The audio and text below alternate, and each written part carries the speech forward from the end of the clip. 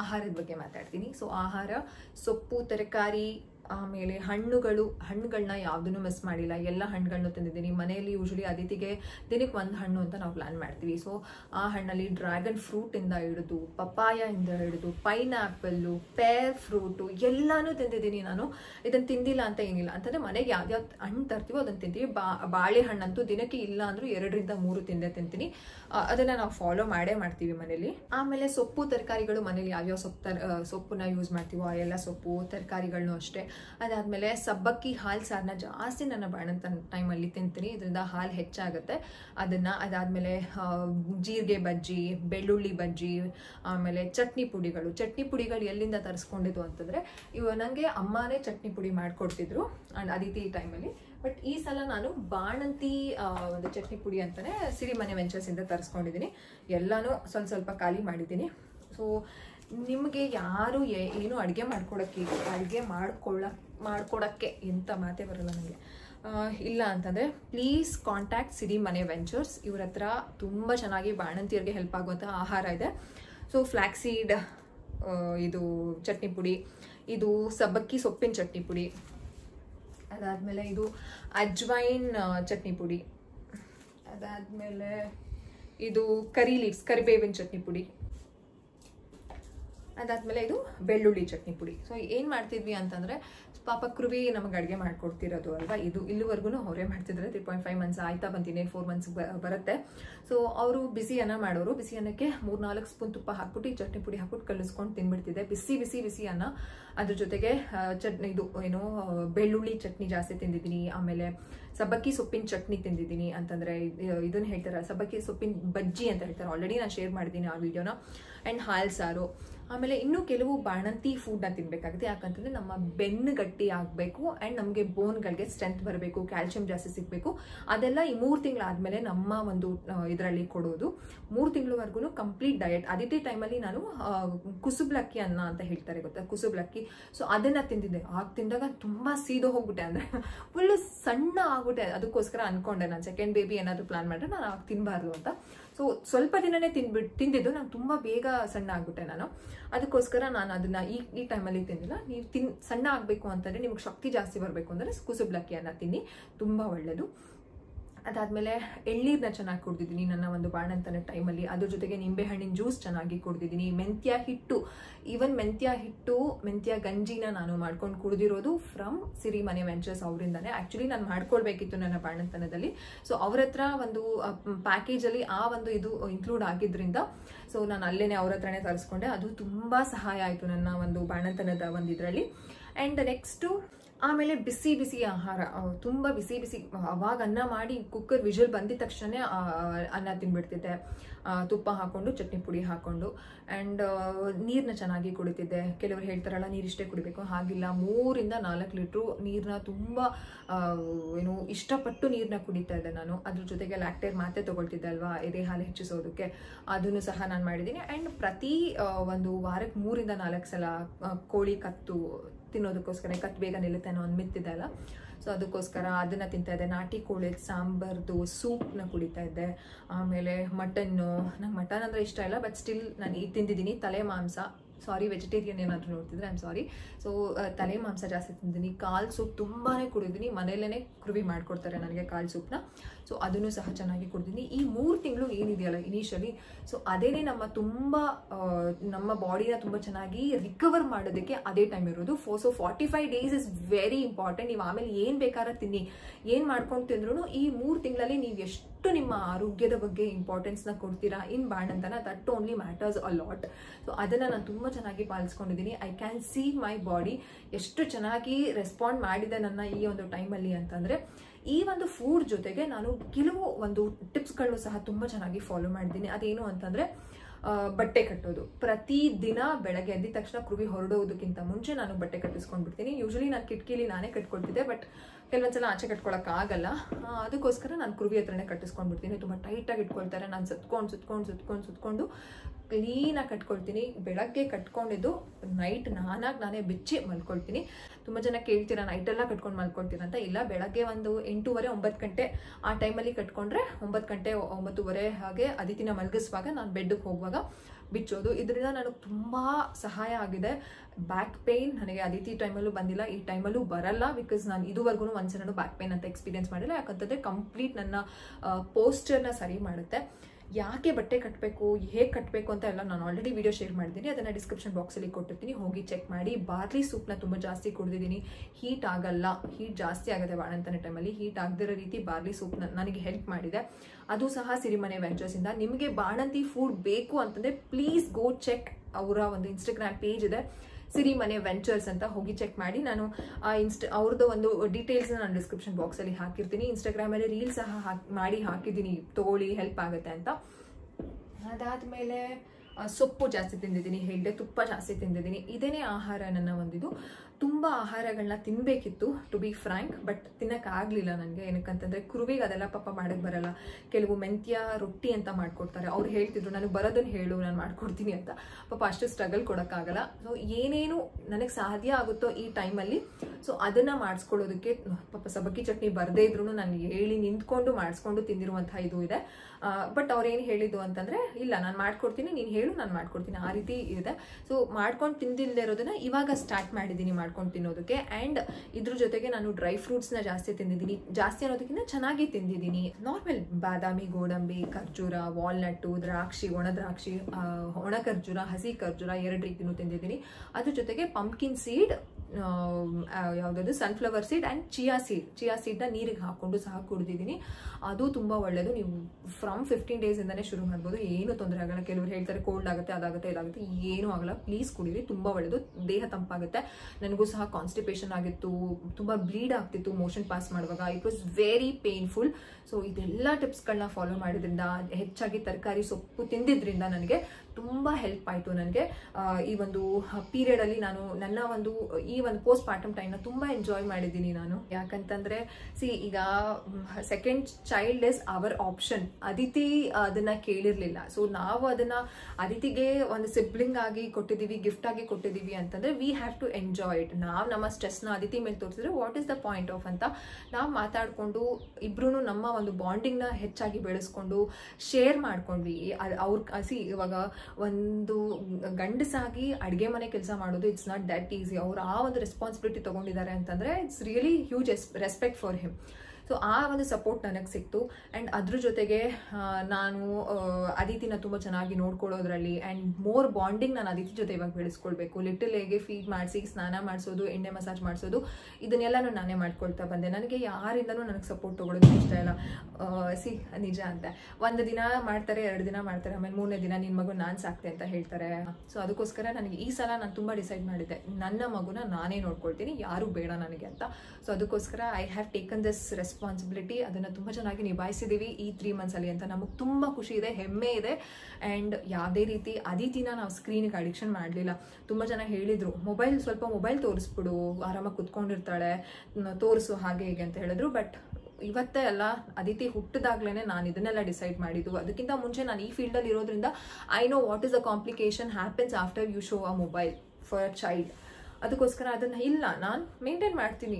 Stress ಆಗುತ್ತೆ, stress ಆಗಿಲ್ಲ. Post partum ಟೈಮಲ್ಲಿ ತುಂಬ ಈಸಿನಾ ಅಂತಂದರೆ ನಿಜವಾಗ್ಲೂ ಇಲ್ಲ. It was very difficult, but balance ಮಾಡಿದೆ ಅಂತ ನನಗೆ ತುಂಬಾ ಖುಷಿ ಇದೆ. ಹೇಗೆ ಬ್ಯಾಲೆನ್ಸ್ ಮಾಡಿದೆ ಅಂತ ಇವಾಗ ಮೇ 22 ಹೋದರೆ ಸೀರಿಯಸ್ಲಿ ಒಂಥರ ಏನನ್ಸುತ್ತೆ ಅಂದರೆ ಗ್ರೇಟ್ನೆಸ್ ನಿಜವಾಗ್ಲೂ ಫೀಲ್ ಆಗುತ್ತೆ. It's not definitely easy. ಏನು ಗೊತ್ತಾ, 2 ಮಕ್ಕಳನ್ನ ಒಂದು ರೂಮಲ್ಲಿ ಸಿಂಗಲ್ 4 ಗೋಡೆಯಲ್ಲಿ ಯಾವಾಗಲೂ 24 ಗಂಟೆ 4 ಗೋಡೆಯಲ್ಲಿ 2 ಮಕ್ಕಳನ್ನ ನೋಡ್ಕೊಳ್ಳೋದು, ಅದು ಒಂದು ಟಾಡ್ಲರ್ 2.8 ಇಯರ್ಸ್ ಬೇಬಿನ ನೋಡ್ಕೊಳ್ಳೋದು ತುಂಬಾ ಕಷ್ಟ. ಅವ್ರನ್ನ ಎಂಗೇಜ್ ಮಾಡಿ ಅವ್ರ ರೀತಿಯಲ್ಲಿ ನಾನು ಆಟಾಡಿ, ಅವರ ಲೆವೆಲಲ್ಲಿ ಇಳಿದು ಆಟಾಡಿ, ಅವ್ರಿಗಿಂತ ಕಡಿಮೆ ಲೆವೆಲಲ್ಲಿ ಇಳಿದು ಆಟಾಡಿ, ಮಮ್ಮ ಬೇಡ ಮಮ್ಮ ಈ ರೀತಿ ಎಲ್ಲ ಮಾತಾಡಿಕೊಂಡು ಆಟಾಡಿ, ಇಟ್ಸ್ ನಾಟ್ ದಟ್ ಈಸಿ. ನನ್ನ ಬಗ್ಗೆ ನಾನು ಬೋಸ್ ಮಾಡ್ಕೊಳ್ತಿಲ್ಲ, but everybody can do this. ಏನು ಮಾಡೋದಕ್ಕೆ ಸಾಧ್ಯ ಆಗಿತ್ತು ಅಂತಂದರೆ ಐ ಟ್ರಸ್ಟೆಡ್ ಮೈಸೆಲ್ಫ್. ನನಗೆ ಆಗುತ್ತೆ, ಯಾಕಾಗಲ್ಲ, ಎಲ್ಲನೂ ಮಾಡಿಸ್ಕೊಂಡು ಬೇರೆಯವ್ರ ಹತ್ರ ಒಂದನ್ನು ಹಂಗಿಸ್ಕೊಳ್ಳೋದಕ್ಕಿಂತ I can do this. You know how little A was. Little A was just ನಾವು ಮನೆಗೆ ಕರ್ಕೊಂಡು ಬಂದಿದ್ದ ದಿನ 1 kg 900 ಗ್ರಾಮ್ ಇದ್ರು. ಇವತ್ತು she is already 4.4 something reach ಆಗಿರ್ತಾರೆ ಅಂತ ಎಕ್ಸ್ಪೆಕ್ಟೇಷನ್ ಇದೆ. ಸೊ ಇಷ್ಟು ಚೆನ್ನಾಗಿ ಆರೋಗ್ಯವಾಗಿದ್ದಾರೆ, ನಿದ್ದೆ ಚೆನ್ನಾಗಿ ಮಾಡ್ತಾರೆ, ಹಾಲು ಚೆನ್ನಾಗಿ ಕುಡಿತಿದ್ದಾರೆ, ಮೈಲ್ ಸ್ಟೋನ್ನ ರೀಚ್ ಮಾಡ್ತಿದ್ದಾರೆ. ಕತ್ ನಿಲ್ತು, ರೋಲ್ ಓವರ್ ಆದರೂ ಎಲ್ಲ ಆಗ್ತಿದೆ ಅಂತಂದರೆ ಇಟ್ಸ್ ಆಲ್ ನಮ್ಮ ಒಂದು ಏನಂತ ಹೇಳೋದು 100% ಪ್ರೀತಿಯಿಂದ ನಾವು ಅವರಿಬ್ಬರನ್ನ ಬೆಳೆಸ್ತಾ ಇದ್ದೀವಿ. ಅದಿತಿಗೆ ಹೋಮ್ ಸ್ಕೂಲಿಂಗ್ ಮಾಡ್ತಿದ್ದೀನಿ, ನಿಮ್ಮೆಲ್ಲರಿಗೂ ಗೊತ್ತು. ಈ ವಿಡಿಯೋ ಲಾಂಗ್ ಆಗ್ಬೋದು, ಬಟ್ ಇಷ್ಟೋ ಅಮ್ಮಂದಿರಿಗೆ ಇದು ಒಂದು ಸ್ಫೂರ್ತಿ ನೀಡುತ್ತೆ ಅಂತ ನಾನು ಹೇಳ್ತಿದ್ದೀನಿ. ಈ ಟೈಮ್ ನಿಜವಾಗ್ಲೂ ಕಷ್ಟ ಅಲ್ಲ, ನಿಮ್ಮ ಪಾರ್ಟ್ನರ್ನ ಕೇಳಿ. ಏನಕ್ಕಂತಂದ್ರೆ ನೀವಿಬ್ಬರೇ ಬೇಕಾಗಿರೋದು ನಿಮ್ಮ ಮಕ್ಕಳಿಗೆ. ನಾವಿದನ್ನ ಚಾಲೆಂಜ್ ಆಗಿ ತಗೊಂಡು ನಾವು ಮಾಡಿ ತೋರಿಸ್ತೀವಿ ಅಂತ ನನಗೆ ನಿಜವಾಗ್ಲೂ ಹೆಮ್ಮೆ ಇದೆ. That I have done my great job. ಇನ್ನೂ ಮುಗ್ದಿಲ್ಲ, ಬಿಕಾಸ್ ಅವ್ರು ಇನ್ನೂ ತೊಟ್ಲಲ್ಲೇನೆ ಇದ್ದಾರೆ. ತೊಟ್ಲು ಅಂತಂದ್ರೆ ಬೇಬಿ ನೆಸ್ಟಲ್ಲೇ ಇದ್ದಾರೆ. ಹೊರಗಡೆ ಬರ್ತಾರೆ ಅಂತಂದ್ರೆ ಕುತ್ಕೊಳ್ಳೋದಕ್ಕಾದ್ಮೇಲೆ ಎಲ್ಲ ಇರ್ತಾರೆ. ಅವಾಗ ಇನ್ನೂ ಚಾಲೆಂಜ್ ಆಗುತ್ತೆ. ಈ ಚಾಲೆಂಜ್ನೇ ನಾನು ಫೇಸ್ ಮಾಡಿದ್ದೀನಿ. ಪೋಸ್ಟ್ ಪಾರ್ಟಮ್ ಟೈಮಲ್ಲಿ ನನಗೆ ತುಂಬಾ ಬೆಳಗ್ಗೆ ಎಲ್ಲ ತುಂಬಾ ಹ್ಯಾಪಿ ಆಗಿರ್ತಿದ್ದೆ, ಈವ್ನಿಂಗ್ ಆದ್ರೆ ಅಳು ಬರ್ತಿತ್ತು. ಯಾಕಪ್ಪ ಈ ಜೀವನ ಬೇಕಾಯ್ದು ಅಂತ ಅನ್ಸುವಂತಹ ಮಟ್ಟಕ್ಕೆ ಹೋಗ್ತಿದ್ದೆ. ಕ್ರುವಿ ಕಾಲ್ ಮಾಡ್ಬಿಟ್ಟು ರೇಗಾಡ್ತಿದ್ದೆ, ನನಗಾಗಲ್ಲ, ಇಬ್ಬರೇನ ನೋಡ್ಕೊಳಕ್ ನನಗಾಗಲ್ಲ, ನನಗೊಬ್ರಿಗೆ ಬೇಕಾ ಹಾಗೆ. ಪಾಪ ಅವ್ರು ಅಷ್ಟೆಲ್ಲ ಬೆಳಗ್ಗೆ ಎಲ್ಲ ಮಾಡಿ ಹೋಗಿರ್ತಿದ್ರು, ನನ್ಗೆ ಫೋನ್ ಮಾಡಿ ಅಷ್ಟು ರೇಗಾಡ್ತಿದ್ದೆ. ಅದಿತಿ ಮೇಲೆಲ್ಲ ರೇಗಾಡಿದ್ದೆ. ಆಮೇಲೆ I use to hug her and cry a lot. ಎಷ್ಟು ಅಳ್ತಿದ್ದೆ ಅಂತಂದ್ರೆ ಇದನ್ನೆಲ್ಲ ಶೇರ್ ಮಾಡ್ಕೊಂಡ್ರೆ ಏನಾಗುತ್ತೆ ನಂಗೆ ಏನ್ ಗೊತ್ತಾ, ತುಂಬಾ ಜನ ಏನೋ ಮೇಡಮ್ ನೀವು ಮಾಡ್ತಿದ್ದೀರಲ್ಲ ಒಬ್ರೇ ಮಾಡಿ ಅಂತ ಹೇಳ್ತಿರ್ಲಿಲ್ಲ. ತುಂಬಾ ಕ್ವೆಶ್ಚನ್ಸ್, ಅಲ್ಲಿ ಹೋಗಿ ಇಲ್ಲಿ ಹೋಗಿ ಯಾಕೆ ಬಂದಿಲ್ಲ ಏನು, ಅದೆಲ್ಲ ನನ್ಗೇನ್ ಗೊತ್ತಾ, ತೀರಾ ಪರ್ಸನಲ್ ನನಗೆ ಯಾವ್ದನ್ನು ಶೇರ್ ಮಾಡ್ಕೊಳ್ಳೋದಕ್ಕೆ ಇಷ್ಟ ಅಲ್ಲ. ಅದಕ್ಕೋಸ್ಕರ ನಾನು ಶೇರ್ ಮಾಡ್ಕೊಂಡಿಲ್ಲ ಅಷ್ಟೇನೆ. ಸೊ ಅದಕ್ಕೋಸ್ಕರ ನಾನು ಏನನ್ನು ಶೇರ್ ಮಾಡ್ತಿರ್ಲಿಲ್ಲ. ಇವಾಗ ನಾನು ಮುಚ್ಚಿಡ್ಬೋದಿತ್ತು, but this is the reality, this is the fact what I have faced ಅಂತ ಅದಕ್ಕೋಸ್ಕರ ಹೇಳ್ತಿದ್ದೀನಿ. ಸೊ ಈ ರೀತಿಯೆಲ್ಲ ಇತ್ತು, ತುಂಬಾ ಲೋ ಆಗ್ತಿದೆ. ಬೆಳಗ್ಗೆ ಎದ್ದೋಳಷ್ಟರಲ್ಲಿ ಫುಲ್ಲು ಎನರ್ಜೆಟಿಕ್. ನಾಳೆ ಏನ್ ವಿಡಿಯೋ ಮಾಡಬೇಕು, ಇದನ್ನ ಮಾಡಬೇಕು ಅದನ್ನ ಮಾಡಬೇಕು, ಸಂಜೆ 5 ಗಂಟೆ 6 ಗಂಟೆ ಆಗ್ತಿದೆ ಅಂತಂದ್ರೆ ಫುಲ್ಲು ಲೋ ಡೌನ್ ಆಗ್ಬಿಡ್ತಿದೆ. ಸ್ವಲ್ಪ ದಿನ ನಂಗೆ ಗೊತ್ತಾಯ್ತು, okay this is all about my mood swings. ಈ ಹಾರ್ಮೋನ್ಸ್ ಇಂದಾನೆ ನನಗೆ ಈ ರೀತಿ ಆಗ್ತಿರೋದು. ಅವಾಗ ಡಿಸೈಡ್ ಮಾಡ್ಕೊಂಡೆ ಐ ಶುಡ್ ನಾಟ್ ಶೋ. ನೀವು ನೋಡ್ಬೋದು, ಅಲ್ಲಿ ನಾನು ಒಂದು ಪೇಸ್ಟ್ ಮಾಡ್ಕೊಂಡಿದ್ದೀನಿ. I love calm patience smile giggle enjoy be like a kid. I love Aditi most ಅಂತ ಬರ್ಕೊಂಡಿದ್ದೀನಿ. And don't hurt Aditi, she is heart and small smile. So ತುಂಬಾ ಅರ್ಥ ಇದೆ ಅದರಲ್ಲಿ. ಸೊ ಯಾವ ಥರ ನಿಮ್ಗೆ ಅರ್ಥ ಹೇಳ್ತೀನಿ, ಓಕೆನಾ. ಸೊ ಇದನ್ನ ಅನ್ಕೊಂಡೆ, ನನ್ನ ಒಂದು ಈ ಟೈಮ್ನ ನಾನು ಅದಿತಿ ಮೇಲೆ ತೋರಿಸ್ಬಾರ್ದು. ಅದಿತಿ ಜೊತೆ ತುಂಬ ಎಂಜಾಯ್ ಮಾಡಬೇಕು. ಆ್ಯಕ್ಚುಲಿ ಅದಿತಿ ಲಿಟಲಿ ಆದಮೇಲೆ ಅದಿತಿ ಜೊತೆ ಇನ್ನೂ ಬಾಂಡಿಂಗ್ ತುಂಬ ಚೆನ್ನಾಗಾಯಿತು. ಎಲ್ಲಾನು ಪ್ಲಾನ್ ಮಾಡಿಕೊಂಡೆ. ಲಿಟಲಿಗೆ ಫೀಡ್ ಮಾಡಿಸುವಾಗ ನನಗೆ ಕೆಲವು ರೈಮ್ಸ್ಗಳನ್ನ ಅದಿತಿಗೆ ಹೇಳ್ಕೊಟ್ಟಿರೋದಿದೆ, ಹಾಡುಗಳನ್ನ ಹೇಳ್ಕೊಟ್ಟಿರೋದಿದೆ. ಅವ್ರಿಗೂ ಒಳ್ಳೇದಾಗುತ್ತೆ, ಇವ್ರಿಗೂ ಒಳ್ಳೇದಾಗುತ್ತೆ. ಸೊ ತುಂಬ ಚೆನ್ನಾಗಿ ಎಂಜಾಯ್ ಮಾಡಿದ್ದೀನಿ. ನನ್ನ ಆಹಾರಕ್ಕೆ ಐ ಹ್ಯಾವ್ ಟು ಥ್ಯಾಂಕ್ ಸಿರಿ ಮನೆ ವೆಂಚರ್ಸ್. ಸಿರಿ ಅವ್ರಿಗೆ ನಾನು ಥ್ಯಾಂಕ್ಸ್ ಹೇಳಬೇಕು. ಇದ್ರ ನನ್ನ ಒಂದು ಕನ್ಸರ್ನ್ ಎಲ್ಲ ಹೇಳ್ಕೊಟ್ಟಾಗ ನಿಮ್ಗೆ ಹೆಲ್ಪ್ ಆಗುತ್ತೆ ತಗೊಳ್ಳಿ ಇದನ್ನ ಅಂತ ಹೇಳಿ ನಾನು ತಗೊಂಡೆ. ಆ್ಯಂಡ್ ಇದು ಖಾರ, ಏನ ಖಾರ ಅದು ಕೊಬ್ಬರಿ ಖಾರ ಅಂತ ಹೇಳ್ತೀವಿ, ಓಕೆನಾ. ಸೊ ಬಾಣಂತಿ ಈ ಒಂದು ಟೈಮಲ್ಲಿ ತಿನ್ನಬೇಕು, ಅದು ಖಾಲಿ ಆಗಿದೆ, ತರಿಸ್ಕೊಳ್ಳೋಣ ಅನ್ಕೊಂಡೆ. ಸೊ ನಾನು ಕ್ರುವಿಗೆ ಹೇಳಿದೆ, ಬೇಡ, ಎಷ್ಟೊಂದು ಜನಕ್ಕೆ ಇದು ಹೆಲ್ಪ್ ಆಗುತ್ತೆ, ಇದು 1 ತಿಂಗಳಿಂದ ಅಲ್ಲ, 1 ದಿನದಿಂದನೇ ನೀವು ತಿಂತಾ ಹೋಗ್ಬೋದು. ಇದು ಒಂದು ಬಾಣಂತಿ ಟೈಮಲ್ಲಿ ತಿನ್ನಲೇಬೇಕು. ನಿಮ್ಮ ಬೆನ್ನಿಗೆ ತುಂಬ ಶಕ್ತಿ ನೀಡುತ್ತೆ, ನಿಮ್ಗೆ ಎನರ್ಜಿ ನೀಡುತ್ತೆ. ಅದು ಖಾಲಿ ಆಗಿದೆ ಈ ಸಲ. ನಾನು ಈ ಸಲ ಏನಂತಾರೆ ಆರ್ಡರ್ ಮಾಡ್ಕೊಂಡಾಗ ನಾನು ತರಿಸ್ಕೊಳ್ಳಿಲ್ಲ. ಅದನ್ನ ಮಾಡೋಣ ಅಂತ ಹೇಳಿದ್ದೀನಿ. ರೆಸಿಪಿ ಆದಷ್ಟು ಬೇಗ ಶೂಟ್ ಮಾಡಿಕೊಂಡು ನಿಮ್ಮೆಲ್ಲ ಜೊತೆ ಶೇರ್ ಮಾಡ್ತೀನಿ. ತುಂಬ ಜನ ನನ್ನ ಅಪ್ರಿಷಿಯೇಟ್ ಮಾಡ್ತೀರಾ, ವಾವ್ ರಿಯಲಿ ಗ್ರೇಟ್ ನೀವು ಅಂತ. ನನ್ನ ಒಂದು ಏನಂತ ಹೇಳೋದು, ಈ ಸ್ಟೇಜ್ ಅಂತಂದ್ರೆ ಈ ಒಂದು ಸಿಚುಯೇಷನ್ ಅಲ್ಲಿ ನಾನು ಇದೀನಿ. ಸಿಚುಯೇಷನ್ ಅನ್ನೋದಕ್ಕಿಂತ ಏನು ಹೇಳೋದು, ಈ ಒಂದು milestone 3 months milestone is not that easy. ಆ ಒಂದು ಮೈಲ್ಸ್ಟೋನ್ನ ಆರೋಗ್ಯಕರವಾಗಿ ಬಂದು ನಿಂತಿದ್ದೀನಿ, ಅಚೀವ್ ಆಗಿ ನಿಂತಿದ್ದೀನಿ ಅಂತಂದ್ರೆ this is all I have to shout out my gratitude to ಕ್ರುವಿಗೆನೆ ಎಲ್ಲ ಒಂದು. ನನ್ನ ಕ್ರುವಿ ಅಂತಂದ್ರೆ ಯಾರು ಅಂತಲೂ ತುಂಬ ಜನ ಕೇಳಿದಿರ ಲಾಸ್ಟ್ ವಿಡಿಯೋಸಲ್ಲಿ. Kruvi is nothing but Krishna ಮತ್ತು ವೀಣಾ ಇಬ್ಬರು ಸೇರಿ ಕ್ರುವಿ ಅಂತ ನಾನು ಕರೆಯೋದು. ಅವರು ಸಪೋರ್ಟ್ ಇಲ್ಲ ಅಂದಿದ್ರೆ ಏನೂ ಮಾಡೋಕ್ಕೆ ಸಾಧ್ಯ ಆಗ್ತಿಲ್ಲ. ಆ್ಯಂಡ್ ಇನ್ನೊಂದೇನು ಗೊತ್ತಾ, ತುಂಬ ಜನ ಕೇಳಿದ್ರಿ, ಮುಂಚೆನೇ ಪ್ಲ್ಯಾನ್ ಮಾಡ್ಕೊಂಡಿದ್ರ ನಿಮ್ಮ ಹಸ್ಬೆಂಡ್ ಅಡುಗೆ ಮಾಡೋದು? ನಿಜವಾಗ್ಲೂ ನೀವು ನಂಬಲ್ವ ಗೊತ್ತಿಲ್ಲ, ನಾವೇನೂ ಮಾತಾಡ್ಕೊಂಡಿಲ್ಲ. ಅವ್ರು ಒಂದನೇ ಹೇಳ್ತಿದ್ದು ಏನೋ ಒಂದು ಆಗುತ್ತೆ ಅಂತ. ಬಟ್ ಇದುವರೆಗೂ ನಾನು ಅಡುಗೆ ಮಾಡೋದಕ್ಕೆ ನನ್ನನ್ನು ಮಾಡು ಅಂತ ಹೇಳಿಲ್ಲ. ಯಾವತ್ತೋ ಒಂದು ದಿನ ತುಂಬ ಲೇಟ್ ಆಗುತ್ತೆ, ಬಿಸಿನೀರಲ್ಲಿ ಅಕ್ಕಿ ತೊಳೆದಿಡು ಅಂತ ಹೇಳಿದ್ದಾರೆ, ಅದನ್ನು ಮಾಡಿದ್ದೀನಿ. ಒಂದು 2-3 ದಿನದಿಂದ ಮುದ್ದೆ ಮಾತ್ರ ಮಾಡ್ತಿದ್ದೀನಿ. ಬಿಕಾಸ್ 3 ತಿಂಗಳಿಂದ ಪಾಪ ಅವ್ರು ಮುದ್ದೆನೇ ತಿಂದಿಲ್ಲ. ಅವರು ಮುದ್ದೆ, ನಾನ್ ವೆಜ್, ಸಾಂಬಾರು, ಬಸ್ಸಾರು, ಉಪ್ಸಾರು ಅಂತಂದರೆ ತುಂಬಾ ಇಷ್ಟ. ಸೊ ಒಂದು ದಿನ ಅವ್ರಿಗೆ ಹೇಳ್ದೇನೆ ನಾನೇ ಮುದ್ದೆ ಮಾಡಿಟ್ಟಿದ್ದೆ. ನೈಟ್ ಹೊತ್ತು ಬರೋದಕ್ಕಿಂತ ಮುಂಚೆ ಸಾಂಬಾರೆಲ್ಲ ರೆಡಿ ಇತ್ತು, ಅವರೇ ಮಾಡಿ ಹೋಗಿದ್ರು. ಸೊ ಈ ರೀತಿ ನಿನ್ನೆ ನಾನೊಂದು ವೆಬಿನಾರ್ ಸಹ ಅಟೆಂಡ್ ಆಗಿದೆ ಅಂತ ಹೇಳಿದೆ, ಪೇರೆಂಟಿಂಗ್ ಆಫ್ಟರ್ ಮಕ್ಕಳು ಅಂತ. ಪೇರೆಂಟಿಂಗ್ ಅನ್ನೋದು ಸುಲಭ ಅಲ್ಲ, ಅದು ಮಕ್ಕಳಾದ್ಮೇಲೆ ತುಂಬ ಸುಲಭ ಅಲ್ವಾ. ನಮ್ಮ ಬಾಂಡಿಂಗ್ ಎಲ್ಲ ಕಳೆದು ಹೋಗುತ್ತೆ, ನಮ್ಮ ಒಂದು ಇಂಟಿಮೆಸಿ ಅದೆಲ್ಲನೂ ಕಡಿಮೆ ಆಗ್ತಾ ಹೋಗುತ್ತೆ. ಒಂದು life is definitely going to change after baby. ಮಗುಗೆ ಇಂಪಾರ್ಟೆನ್ಸ್ ಕೊಡ್ತಾ ಹೋಗ್ತೀವಿ, ದಯವಿಟ್ಟು ನೀವು ಮಾತಾಡಿ. Communication is more important. And micro minute ಅಂತ ನಾವು ಕಲಿತ್ವಿ. ಡಾಕ್ಟರ್ ಶ್ರೀವಿದ್ಯಾ ಮೇಡಮ್ ಅವರು ನನ್ನ ಲೆಕ್ಚರರ್. ಅವರು ತುಂಬ ಚೆನ್ನಾಗಿ ನಮಗೆ ಹೇಳ್ಕೊಟ್ರು ಏನೇನು ತಪ್ಪು ಮಾಡ್ತಿದ್ದೀವಿ, ಏನೇನು ಸರಿ ಮಾಡ್ಕೊಳ್ಬೇಕು ಅಂತ. ಮೈಕ್ರೋ ಮಿನಿಟ್ ಅಂತಂದರೆ ನನ್ನ ಹಸ್ಬೆಂಡ್ಗೆ ಒಂದು ಕಾಫಿ ಇಷ್ಟ ಅಂತ ಅನ್ಕೊಳ್ಳಿ, ಅವ್ರಿಗೆ ಗೊತ್ತಿಲ್ಲದೆ ಇರೋಂಗೆ ಕಾಫಿ ಮಾಡ್ಕೊಳ್ಳೋದು, ಐ ಲವ್ ಯು ಹೇಳೋದು. This is all very important. ಕೆಲವೊಂದ್ಸಲ ನಾವು ಪೇರೆಂಟ್ಸ್ಗೂ ನಮ್ಮ ಪ್ರೀತಿನ ತೋರಿಸ್ಕೊಳ್ಳೋದಿಲ್ಲ, ಹಾಗಂತ ನಾವೇನು ಕಟಕ್ರಲ್ಲ, ಹೇಳ್ಕೊಂಡಿರಲ್ಲ ಅಷ್ಟೇ. ಓಕೆನಾ? ಅದಾದಮೇಲೆ ಮೈಕ್ರೋ ಮಿನಿಟ್ ಆಯಿತು, ಕಮ್ಯುನಿಕೇಷನ್ ಆಯಿತು. And next is bonding. ಓಕೆನಾ? ಆ್ಯಂಡ್ ಏನೇ ಇದ್ರೂ ಹೇಳ್ಕೊಳ್ಳೋದು. ಸೆಲ್ಫ್ ಟೈಮ್ನ ನೀವು ತೊಗೊಳ್ಳಿ ದಯವಿಟ್ಟು. ನನ್ನ ಸೆಲ್ಫ್ ಟೈಮ್ನ ನಾನು ತುಂಬ ಚೆನ್ನಾಗಿ ತೊಗೊಳ್ತೀನಿ. ಅದಿತಿನ 9:30 10 ಗಂಟೆಗೆ ಮಲಗಿಸ್ತೀನಿ. ಬಟ್ ಈಗ 11 ಗಂಟೆ ಆಗ್ತಿದೆ. ನಿಜವಾಗ್ಲೂ ಹೇಳಬೇಕು ಅಂತಂದರೆ ಯಾವುದೂ ನಾನು ಮುಚ್ಚಿಡಲ್ಲ. 11 ಗಂಟೆ ಆಗ್ತಿದೆ, ಅವ್ರನ್ನ ಮಲಗಿಸಿ ಡಿಸ್ಟ್ರಾಕ್ಟ್ ಆಗ್ಬಿಡ್ತಾರೆ. ಅವ್ರು ಒಂಚೂರು ಹತ್ತಿದ ತಕ್ಷಣ ಎದ್ಬಿಟ್ಟು ಫುಲ್ಲು ಹೈಪರ್ ಆಗಿಬಿಡ್ತಾರೆ. ಸೊ ಆ ರೀತಿ ಆಗ್ತಾ ಇದೆ. ಓಕೆನಾ? ಸೊ ಸೆಲ್ಫ್ ಟೈಮ್ನ ಅದಿತಿನ ಮಲ್ಕೊಂಡ್ಮೇಲೆ ನಾನು ತುಂಬ ಪಾಡ್ಕಾಸ್ಟ್ನ ಕೇಳಿಸ್ಕೊಳ್ತೀನಿ, ತುಂಬ ಪ್ರೊಫೆಷ್ನಲ್ಸ್ ಪಾಡ್ಕಾಸ್ಟು. ಆ್ಯಂಡ್ ಆಲ್ಸೋ ಈಗ MSc ಆದಮೇಲೆ ನನಗೆ ಕೆಲಸ ಮಾಡ್ತಿದ್ದಾಗ ನನ್ನ ಇಂಗ್ಲೀಷ್ ಪ್ರೊಫಿಷಿಯನ್ಸಿ ತುಂಬ ಚೆನ್ನಾಗಿತ್ತು. ನಾನು ಔಟ್ ಆಫ್ ಕಂಟ್ರೀಸ್ ಪೇರೆಂಟ್ ಜೊತೆ ತುಂಬ ಚೆನ್ನಾಗಿ ವರ್ಕ್ ಮಾಡ್ತಿದ್ದೆ. ಅವಾಗ ಇಂಗ್ಲೀಷ್ ತುಂಬ ಚೆನ್ನಾಗಿ ಬರ್ತಿತ್ತು. ಇವಾಗ ಬ್ರೇಕ್ ಆದಮೇಲೆ ಎಲ್ಲ ಕನ್ನಡನೇ. ಸೊ ಎಲ್ಲರ ಜೊತೆನೂ ಕನ್ನಡ ಮಾತಾಡಿ ಮಾತಾಡಿ ಮಾತಾಡಿ ಆ ಟಚ್ಚೇ ಹೋಗ್ಬಿಟ್ಟಿದೆ. ಎಲ್ಲನೂ ಬ್ರೇಕ್ ಆದಾಗ ಒಂದು ಸ್ವಲ್ಪ ಪ್ರಾಬ್ಲಮ್ ಆಗುತ್ತೆ ಅಲ್ವಾ? ಸೊ ಅದಕ್ಕೋಸ್ಕರ ಅದನ್ನು ಇಂಪ್ರೂವ್ ಮಾಡ್ಕೊಳ್ಳೋದಕ್ಕೋಸ್ಕರ ಪಾಡ್ಕಾಸ್ಟ್ನ ಕೇಳ್ತೀನಿ. ಪಾಡ್ಕಾಸ್ಟ್ ನನ್ನ ಒಂದು ಫೀಲ್ಡ್ ಅಲ್ಲೇ, ಅರ್ಲಿ ಚೈಲ್ಡ್ಹುಡ್ ಫೀಲ್ಡು, ಅದಾದಮೇಲೆ ಸ್ಪೆಷಲ್ ಎಜುಕೇಷನ್ ಫೀಲ್ಡಲ್ಲೇ ಪಾಡ್ಕಾಸ್ಟ್ ಕೇಳೋದು. ನಾನು ನಾಲೆಡ್ಜು ಬಿಲ್ಡ್ ಆದಂಗೆ ಆಗುತ್ತೆ, ಇಂಗ್ಲೀಷ್ ಬಂದಂಗೆ ಆಗುತ್ತೆ.